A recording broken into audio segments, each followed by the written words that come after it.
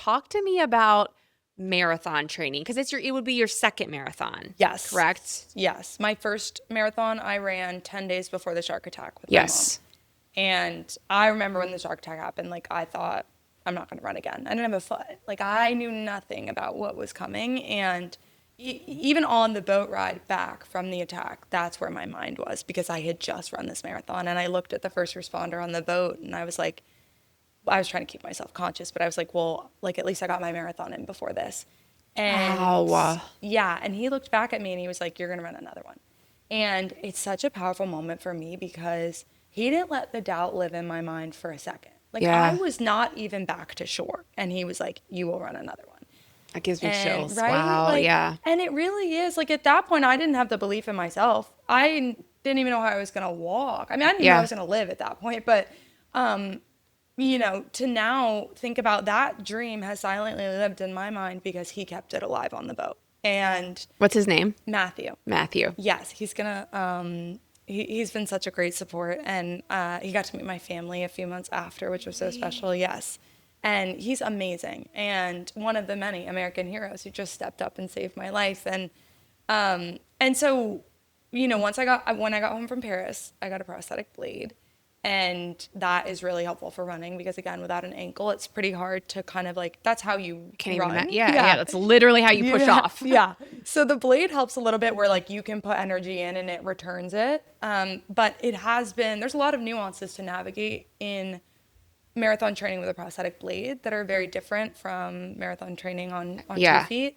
And so, you know, in many ways it's similar of like, it takes the work, mental and physical, and it takes the recovery. And that was the same for the marathon I ran before and now. But there are a lot of nuances with the blade where like I said, like without an ankle, hills are really challenging because especially on a hill, you're using your ability to kind of move your ankle to help.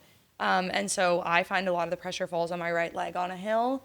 And even things like just like the level of the ground, if it's uneven, you're running out of alignment with the height of the blade. Oh, okay. Or like there's other tricky stuff, like basically you have no air exposure because I'm not wearing it right now, but there's a gray liner that comes up to here. I'm wearing a cut short one. But what holds your leg on is this like liner and it comes up to here. Oh, does that dig in? Well, it's okay. It's made of silicone, but there's no air exposure to the whole leg. So like when you sweat, like you're probably dying. It like slips off and rubs in there and you have to kind of fix it. And so there's just all these kind of like things to learn to navigate. But it's been cool for me because, I mean, it's been frustrating, definitely. Like, so I will have to stop during the marathon and take the leg off and dry it all off so that the leg doesn't like slip off of me. Wow. Yes. And hopefully it doesn't slip off, but when you have all the, like when it's wet, like you run the risk.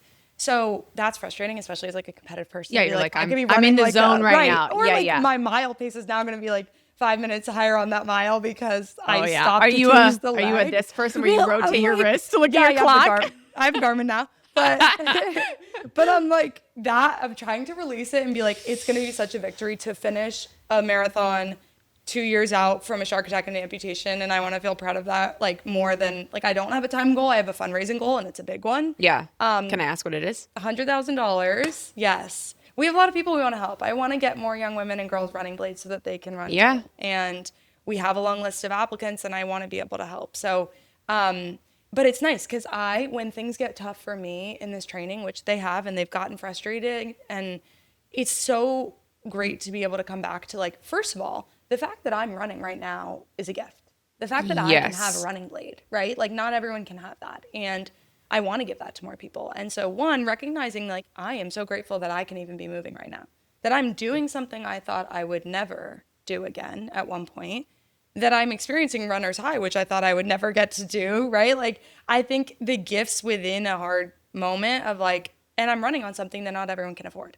And then that's the why, right? Of like when my own, when I'm getting frustrated, when it's getting hard, I am knowing what a gift it is to have a blade and how much I want to let other young women and girls who want to run have that same experience. So it's a big motivator. And I was telling my mom the other day, because she was like, sometimes you check your phone like for a while on a run, like are you texting people? Like, what are you doing? Because she's like, it makes me nervous that you like take your eyes off the road because I can't feel anything with the foot.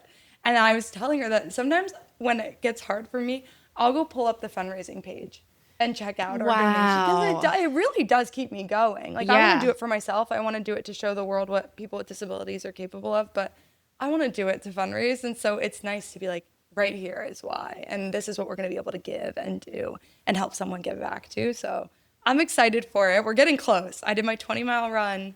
I saw that. Yeah, last weekend. And then we're going to do a run later. We're which I'm going to do a excited run. for. I Yeah. know. Yeah.